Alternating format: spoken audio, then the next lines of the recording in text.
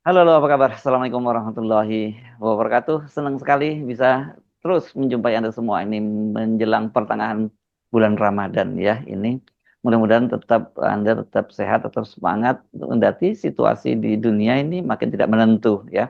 Seperti biasa kami ajak Anda untuk berbincang dalam program Off the Record membaca berita di balik berita bersama kami. Saya Hersbuno Arif.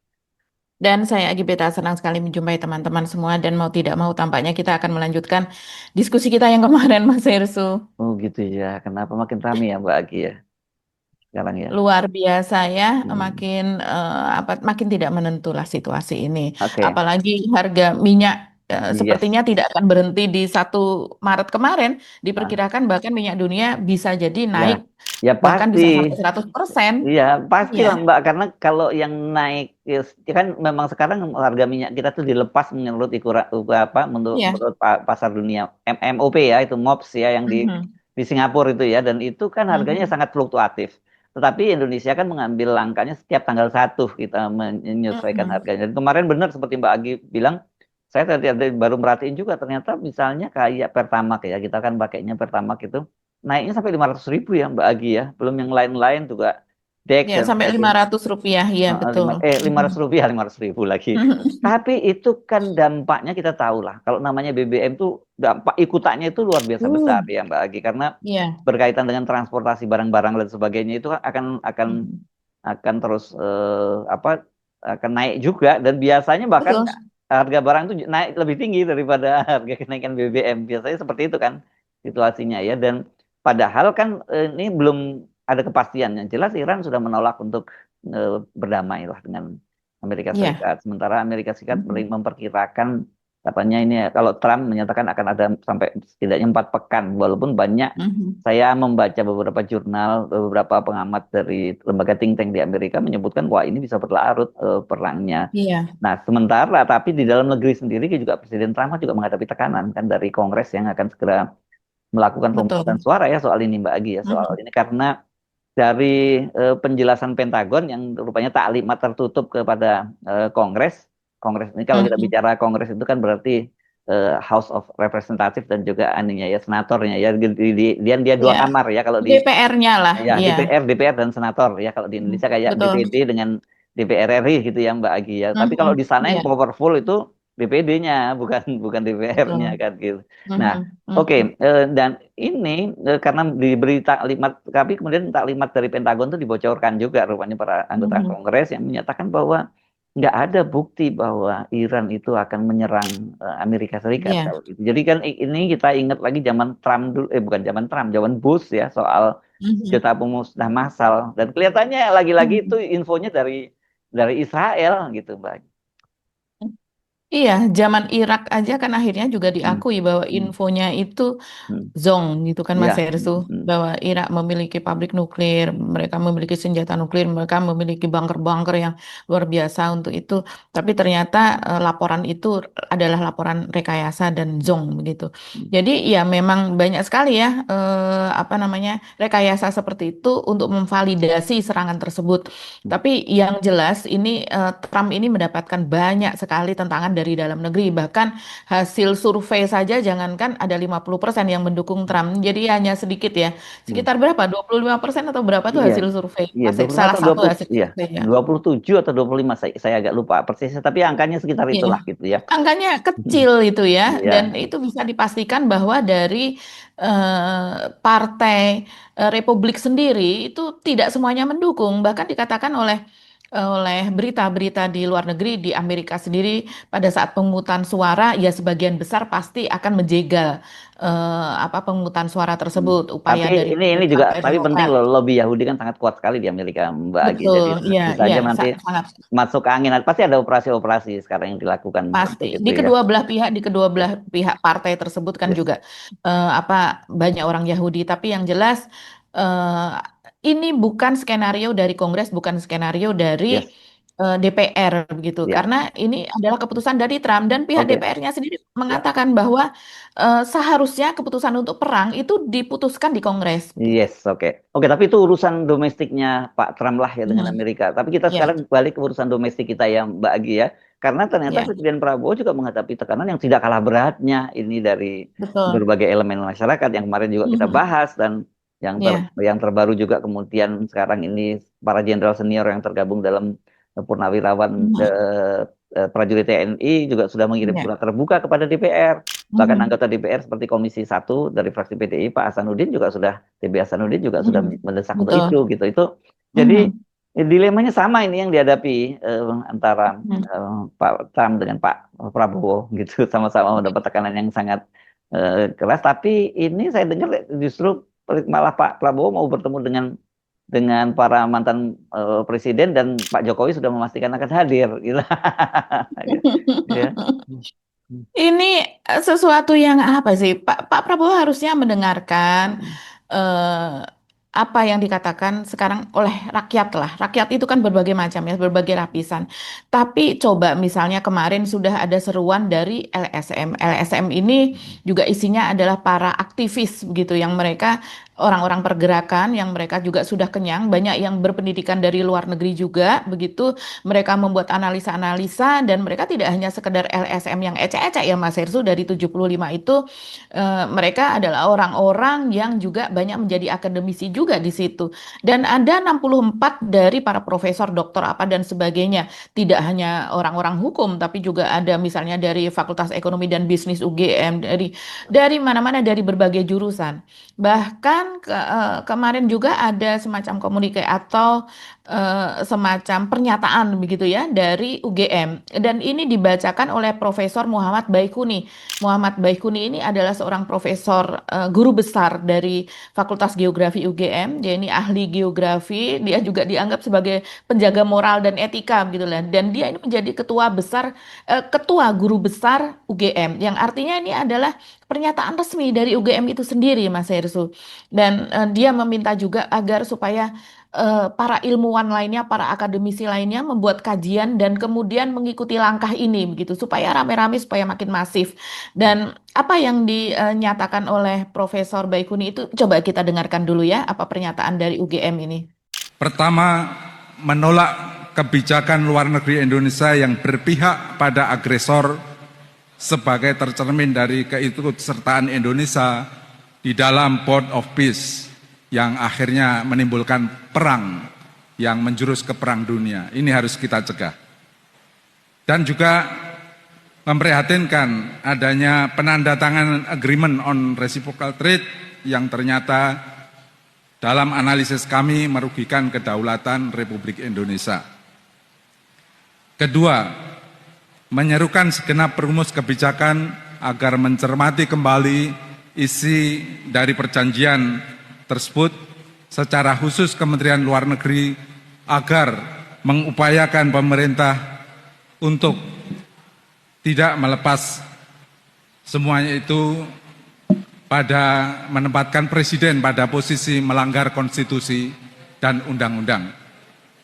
Proses penandatanganan perjanjian tidak didasari konstitusi yang menyertakan DPR dan disahkan dengan undang-undang berpotensi melanggar pasal 11 Undang-Undang Dasar 45, Undang-Undang 24 tahun 2000 pasal 10 dan juga Undang-Undang nomor 7 tahun 2014 dan seterusnya. Ya, ya seperti itu. Ini tegas loh ini menolak BOP dan meminta untuk keluar dan juga menyatakan bahwa apa yang didapat oleh Indonesia itu sama sekali kita kalah gitu ya pada perjanjian tarif atau perjanjian dagang kemarin bagaimana Trump gitu dia merasa menang dan saya kalau melihat media di luar Mas Ersu ternyata dia mengumumkan kemenangan Indonesia itu dia mengatakan ya kita Kemenangan menang atas gitu. Indonesia, bukan kemenangan Iya, Indonesia. kemenangan atas Indonesia Mm-mm. dan kemudian para pengusaha di Amerika memberikan selamat begitu ya, Ya pengusaha-pengusaha iyalah. Amerika memberikan selamat. Ya, pastinya seperti itu yang artinya jumawa betul gitu. Sementara kita di sini Prabowo yang dikalahkan, yang under gitu ya atas perjanjian tersebut yang ya diobok-obok oleh rakyat Indonesia sudah pasti kalau pengusaha di sana gembira, yang di sini keok begitu. Dan ini juga menjadi perhatian dari UGM tersebut. Coba ya kita lihat salah satu unggahan dari Pandangan Jogja. Ini pernyataan UGM di akun UGM ini diunggah ulang dan kemudian kita lihat komentar-komentar dari masyarakat. Mereka antara lain misalnya Raden Mas Rahmat. Ini akun-akun organik ya. Raden Mas Rahmat mengatakan, di sini seharusnya peran pentingnya Menlu, tapi mau berharap banyak apa dari beliau yang kurang pengalaman di dunia hubungan internasional. Tolonglah Pak, pilih menteri yang ahli di bidangnya, jangan hanya karena dekat dengan Anda, tapi tanpa kompetensi Anda jadikan menteri di situ, rusak semuanya Pak. Yang menanggung seluruh rakyat Pak, sadarlah Pak, katanya begitu. Dan ini kita tahu Menlu Sugiono ini sudah menghubungi Menlu Iran gitu yang menawarkan Indonesia menjadi mediator. Pak Prabowo akan pergi ke Teheran begitu untuk menjadi mediator antara Iran dengan Amerika, yang tentu saja Amerika juga bersama Israel di situ. Jadi dan ini mendapatkan apa ya, pernyataan-pernyataan yang sinis begitu. Eh, ini komentarnya saya baca lagi dari Endrik X Harjo mengatakan, Hai antek-antek asing. Kemudian dari Ibnu Setiawan, maaf harus lolos filter Buna dulu. Yang disebut Buna ini maksudnya Teddy Indrawijaya, sering disebut dengan Bunda, Mami, saya nggak tahu apa itu maksudnya. Tapi artinya rakyat Iya, melihat bahwa apa aneh-aneh ya yang netizen itu. Saya juga suka bingung tiba-tiba muncul julukan-julukan yang aneh yang kita ya julukan-julukan yang kita tidak tidak paham gitu ya. paham ya Tapi ya. Tapi yang jelas berdasarkan sinyalmen yang sekarang ada bahwa segala sesuatu harus lewat Teddy Indrawijaya sebagai sekretaris kabinet, ini dikatakan oleh masyarakat bahwa harus lolos dulu begitu ya. I feel dengan UGM, Prabowo kok tumben nggak mau dengerin lulusan UGM yang udah bilang stop the war. I repeat, stop the war. Ini juga harusnya peran legislatif sebagai pengawas eksekutif, tapi di Indonesia nggak jalan. Ya, nggak seperti halnya Kongres atau DPR di Amerika, di Indonesia nggak jalan. Walaupun DPR Indonesia juga dilangkahi oleh Prabowo.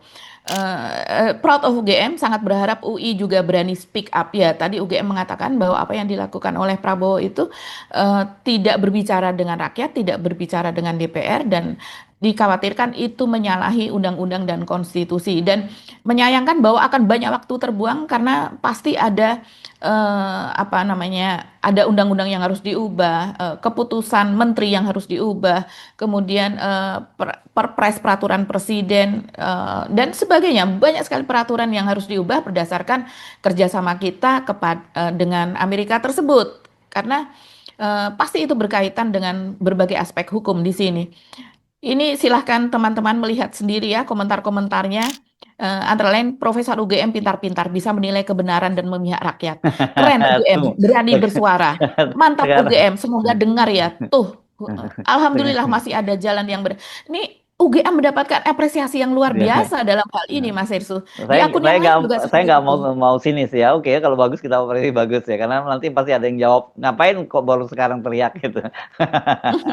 Tapi nggak apa-apa, harus tetap Iya, ya. Ini terikat ya. suara guru besar loh ya. Suara guru besar di sana yang ya kita apresiasi, mereka berani bersuara, mereka mengedepankan nurani, dan mereka sangat-sangat mengkhawatirkan karena kedaulatan rakyat ini yang terancam, kedaulatan Yes, ekonomi, kedaulatan sosial, macam-macam kedaulatan energi dan sebagainya begitu. yes, oke. Ya, ada Nah, lagi Mas Etsu. ya. Coba kita lihat nih ya. Ternyata PGI ini itu juga sama Oh, dengan MUI. yang saya baca baru Muhammadiyah dan NU memang, dan MUI memang iya ya. Nah, kalau Mhm. PGI gimana sikapnya? PGI sama ya. Persekutuan Ini gereja ya, PGI itu ya.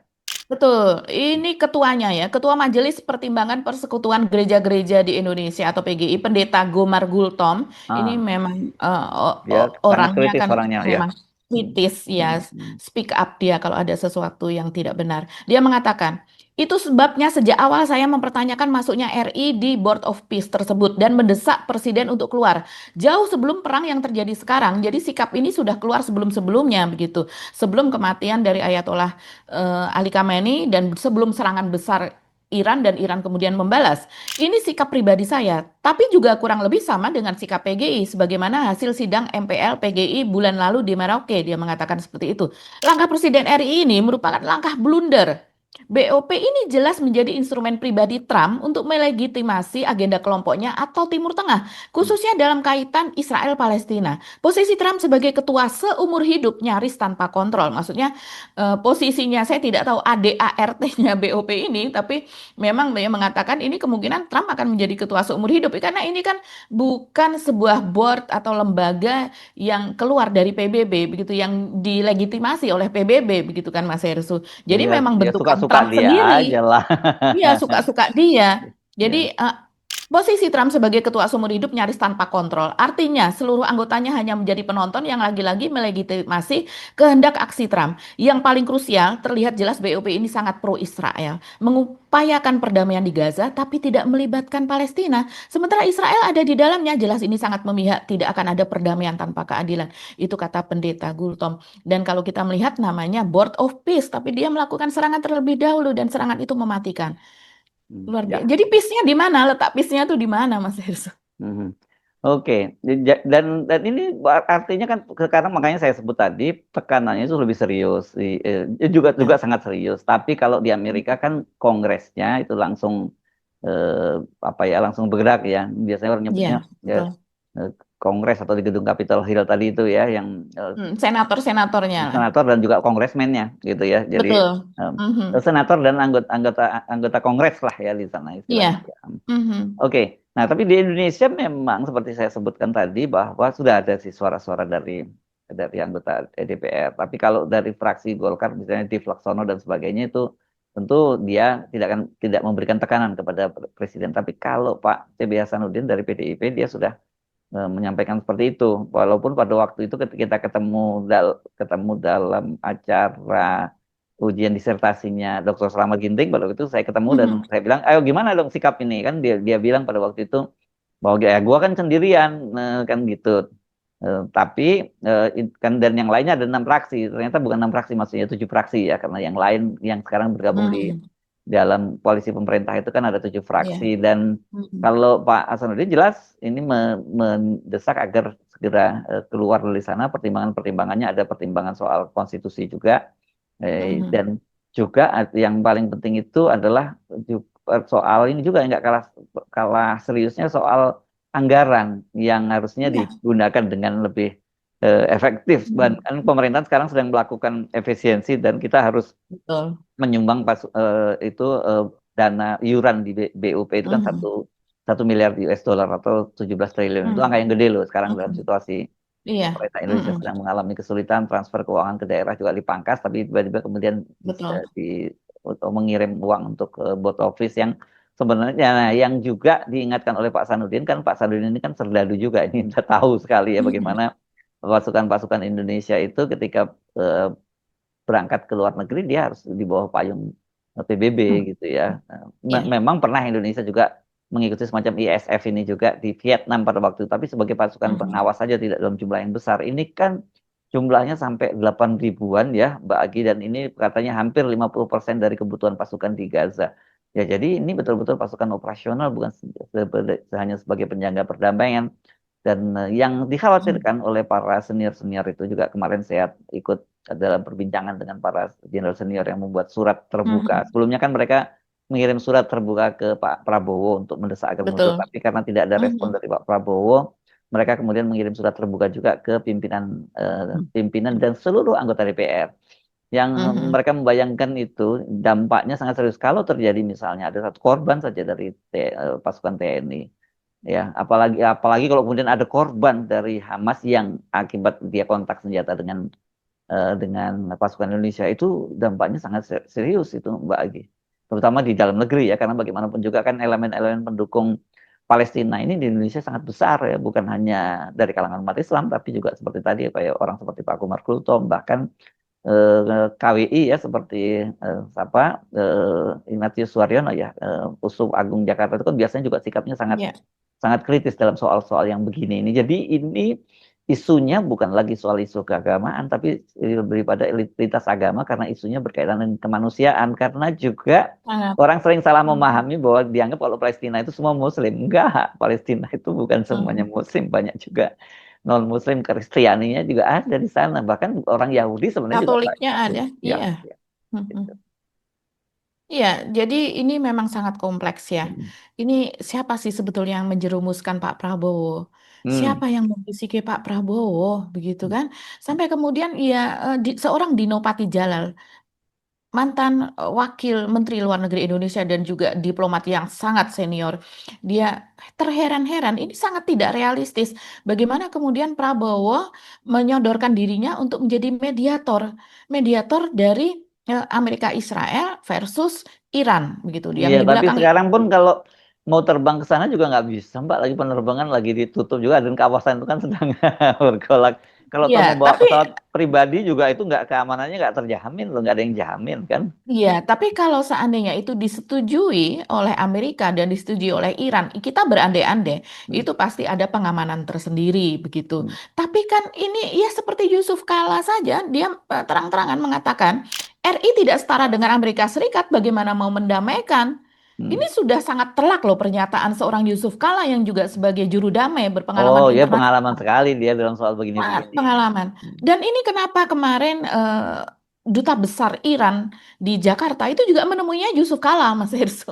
Ah. Menemui Hmm. Yusuf Kala dan berdiskusi dengan Yusuf Kala begitu. Karena dia tahu yang senior tentang hal ini adalah Yusuf Kala dan dia bisa melihat dari kejauhan dengan bijaksana begitu kan. Dan Yusuf Kala juga yang awal-awal menyatakan duka cita atas gugurnya Ayatollah Ali Khamenei dan dia mengatakan bahwa itu serangan yang sangat tidak beretika dan sebagainya begitu.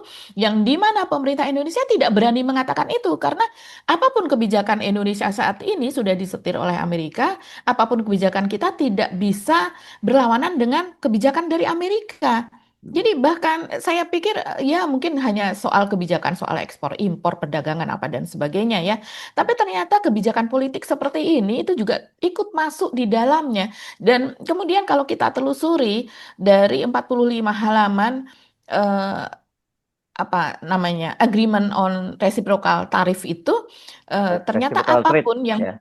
ya, reciprocal trade itu Ya. ternyata apa yang kemudian menjadi kebijakan luar negeri dari Amerika terhadap negara lain, ya kita harus mengikuti itu Hmm. begitu. Nah, ini kan makanya kita sekarang terbelenggu, kita sekarang seperti terkurung begitu ya. Politik kita sudah tidak bebas aktif lagi kalau melihat seperti ini sih Mas Hersu. Iya. Jadi bahkan untuk menyatakan pernyataan duka cita pun itu maju mundur kan. Kalau kita lihat ini serba salah apa yang harus dilakukan karena kalau menyatakan duka cita atas wafatnya Hmm. biasanya di situ kan ada pernyataan kemudian kondem mengutuk begitu Hmm. ya terus Hmm. kemudian menyayangkan apa ada pernyataan yang lebih lebih halus lebih apa tapi ada juga yang keras seperti itu kita akan mengatakan apa gitu.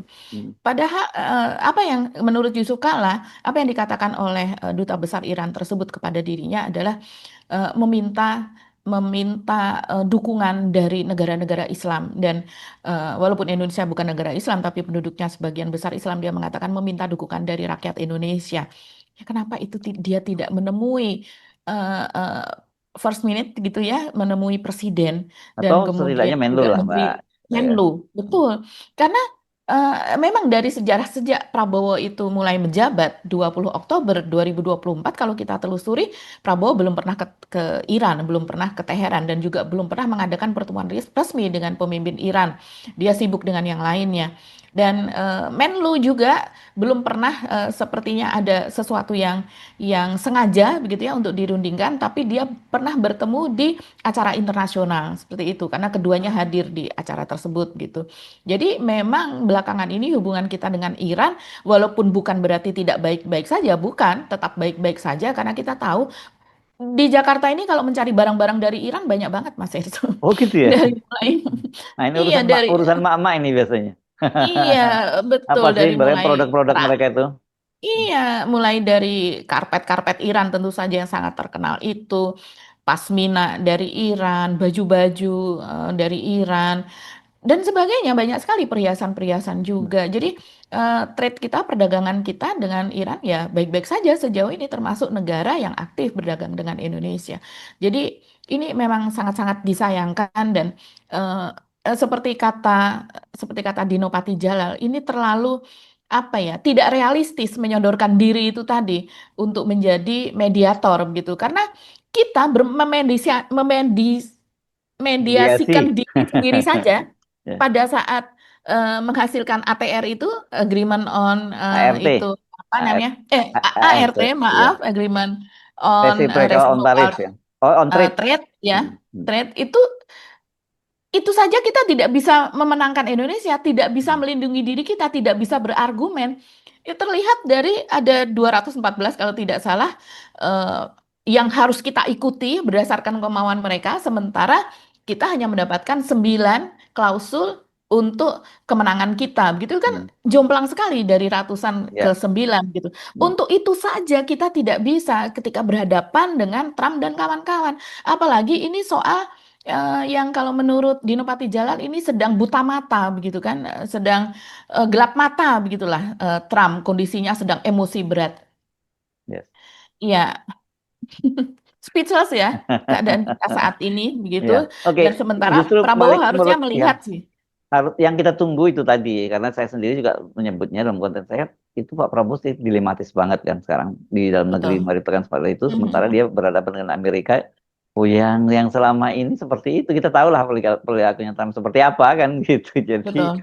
ya Mhm. mudah-mudahan saja nggak tahu ya kita apakah akan ada perubahan sikap yang cukup signifikan dari presiden. Tapi kalau melihat realitanya presiden itu ketika berurusan dengan masalah-masalah dalam negeri sih cepat ngambil keputusan ngubah Mhm. gitu. Tapi Mhm. ketika Mhm. dengan urusan luar negeri apalagi dengan urusan Amerika kok kita jadi bertanya-tanya apakah dia juga bisa melakukan langkah yang sama seperti halnya yang dilakukan di Indonesia gitu. Di Indonesia kan banyak soal hukum, soal apa beliau langsung cepat mengambil langkah kan begitu ya Mbak Agi. Tapi kalau Iya. berurusan dengan Pak Jokowi, nah itu yang sampai sekarang pun juga nggak bisa ya. Kira-kira. Kalau kalau saya melihat ya, Pak Prabowo ini kan sangat mengidolakan Bung Karno ya. Mm-mm. Sekarang kita melihat Bung Karno saja, saya yakin kalau beliau masih hidup itu dia tidak akan mengambil keputusan ini. Apa yang dia pernah dikatakan Amerika disetrika dan Mm-mm. sebagainya. Mm-mm. Dan kemudian juga ketika terjadi perang antara Pakistan dengan India ya, ketika Pakistan akan merdeka kalau seandainya kita ingat gitu. Padahal dia bersahabat dekat gitu dengan pimpinan-pimpinan India. Jadi pimpinan India itu sahabat dekat dari Bung Karno dan mereka juga mewakili suara Asia. Tapi ketika negara Pakistan yang negara Islam di mana tadinya menjadi bagian dari India dan kemudian melepaskan diri, Indonesia mengirimkan kalau tidak salah kapal perang ke sana, walaupun akhirnya kemudian perang itu sudah mereda dan akhirnya balik lagi ke Indonesia. Tapi Soekarno mengatakan kepada pimpinan India ketika itu bahwa maafkan saya atau semacam itu ya, saya harus membela Pakistan dalam hal ini. Jadi ya persahabatan-persahabatan lah. Itu hal yang nanti ini soal kenegaraan nggak bisa dicampur aduk dengan masalah pribadi begitu. Nah, sekarang Prabowo kalau seandainya dia memang Soekarno kecil dari Indonesia begitu ya, seperti Bung Karno ingin berperan dalam perdamaian dunia, harus melihat-lihat ini seperti ini. Dan Ya. sebelum menjadi mediator, dia sudah masuk ke BOP duluan. Kan Mm-mm. posisinya sudah tidak Yes. netral, sudah tidak seimbang. Bagaimana bisa kemudian menjadi pendamai dalam hal ini? Ya. Sedikit lagi Mas Hersu kita lihat ya apa yang terjadi di revisi APBN, kemungkinan akan terjadi revisi APBN menurut para ekonom, ini harus dicermati oleh Pak Prabowo, karena kalau tidak kita boncos, sementara kita main di luar negeri yang seperti itu. Ini seperti lagi-lagi Bima Yudhistira, yang dia mengatakan bahwa konflik Iran dan Israel dan Amerika ini berpotensi membuat harga minyak naik menjadi 100 sampai 120 dolar per barel. Dan dia mengatakan potensi tambahan beban APBN untuk menahan harga BBM agar tidak naik tersebut mencapai 515 triliun. Nah, lu dari mana? Bayangkan, itu kalau seandainya kita menekan supaya harga subsidi, tetap memberikan subsidi dan supaya Indonesia tidak terjadi inflasi besar-besaran sehingga harus mengeluarkan dana dari APBN itu memerlukan tambahan Ya, sebesar itu. Minyak bisa tembus 100 sampai 120 per barel dan konsekuensi belanja pemerintah melebar hingga 515 triliun dengan asumsi BBM tidak naik. Pun sekarang bahkan minyak dunia ada yang memperkirakan bisa naik hingga 100%. Itu bagaimana dampaknya terhadap Indonesia nantinya. iya, Indef pun juga dari lembaga pengamat yang lain, misalnya Esther Sri Astuti ini dari Direktur Eksekutif Indef nih ya, dia juga mengatakan Indonesia akan terjadi kenaikan anggaran subsidi dalam APBN karena jika harga minyak naik maka asumsi harga minyak APBN perlu direvisi. Memang tidak hanya Indonesia saja yang akan melakukan ini, tapi Indonesia saat ini kan yes. sedang boncos, Mas Helsu. Anggaran minus malah. Berat ya, situasinya ya. Tapi saya kira bagaimanapun ya, stakeholder dari Presiden Prabowo kan adalah bangsa Indonesia. Jadi harusnya ya Pak Presiden Prabowo lebih mendengar suara-suara yang muncul dari rakyat Indonesia, bukan Mhm. khawatir dengan sanksi-sanksi dari pemerintahan asing ya. Nah, sekarang ngomongin Betul. asing-asing lagi kita. Oke, Mbak Agi, kita akhiri perbincangan kita kali ini. Sampai ketemu lagi. Kami mohon pamit. Saya Harus Arif. Dan saya Gebeta, terima kasih atas perhatian teman-teman semua. Tetap semangat ya. Ya. Salam akal sehat. Wassalamualaikum warahmatullahi wabarakatuh. Waalaikumsalam warahmatullahi wabarakatuh.